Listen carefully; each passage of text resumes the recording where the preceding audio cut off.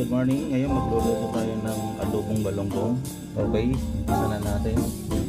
Konting cooking oil o mantika. Unahin na natin itong daon ng laurel muna bago yung loya.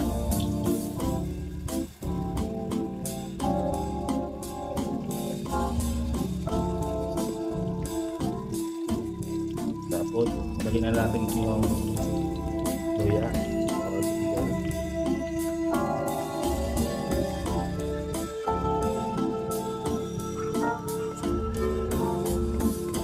Tapos sunod na natin hulog tong chopped garlic.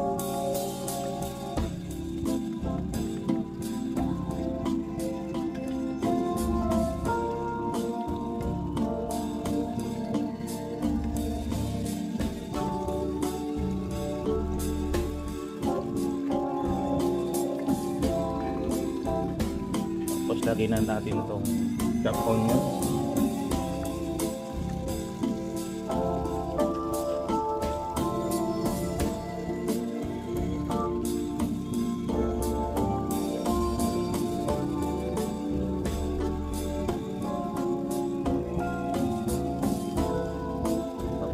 Natin itong chopped tomatoes.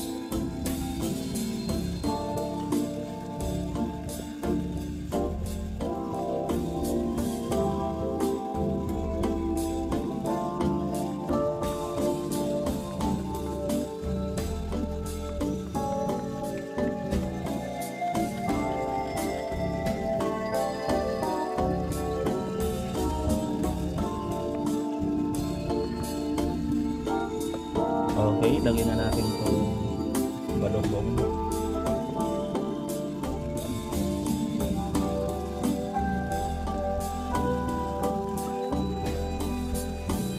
At lalagyan natin ng pamintang durog. Pamintang durog ang ginamit ko. Pamintang buo para mas malasa, masarap. Lagyan na natin itong chicken. Tapos lagyan natin ng suka kasi may kamatis na para hindi masyadong maasin. Tapos lagyan natin ng soy sauce or toyo. Lagyan po natin ng konting tubig. Yan. Tapos takpan po natin. Okay mga idol, lagyan na natin itong sili na green, tapos piling pula. Tapos lagyan na rin natin itong siliwang white onions. Tapos natin